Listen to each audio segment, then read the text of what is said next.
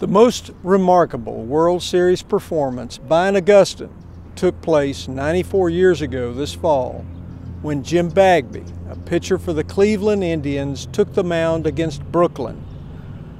When it was over, he had done something that no one had ever done before, and he wasn't the only one.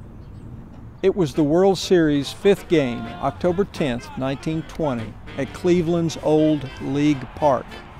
A total of 26,784 would crowd into the smallish ball field that Sunday afternoon. The crowd became a factor because to fit all those extra World Series fans into the game, the team's owner had added rows of wooden chairs into the right and center field bleachers, in effect bringing in the outfield fences. Before the game, Bagby was approached by his manager, Tris Speaker, a future Hall of Famer, who asked if he thought he could keep the ball in the park because they had moved the outfield seats in.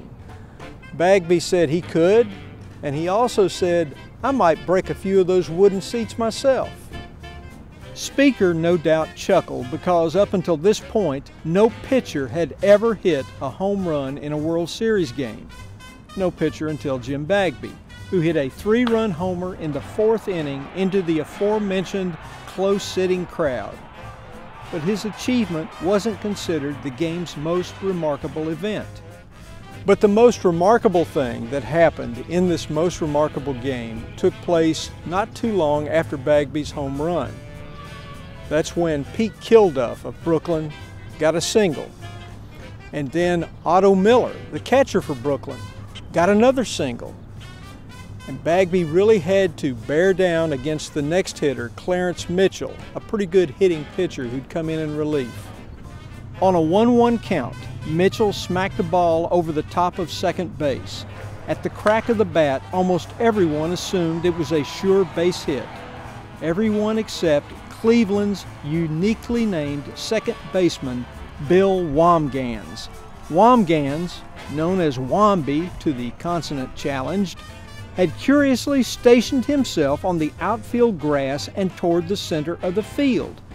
Womby reached over and gently touched the Brooklyn base runner, completing the first, last, and only unassisted triple play in World Series history.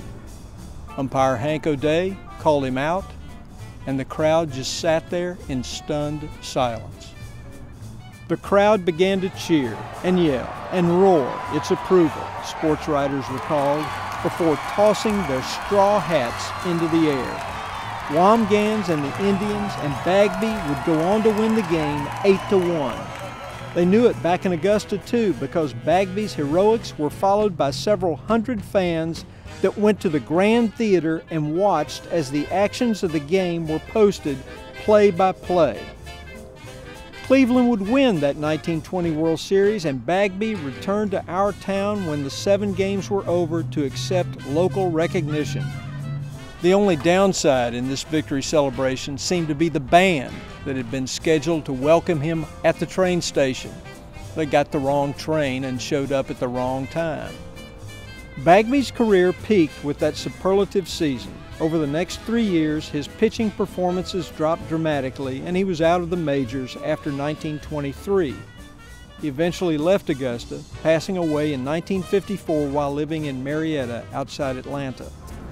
The great American poet Robert Frost once said that being a poet is like being a baseball pitcher. You have your moments. 1920, Jim Bagby had his.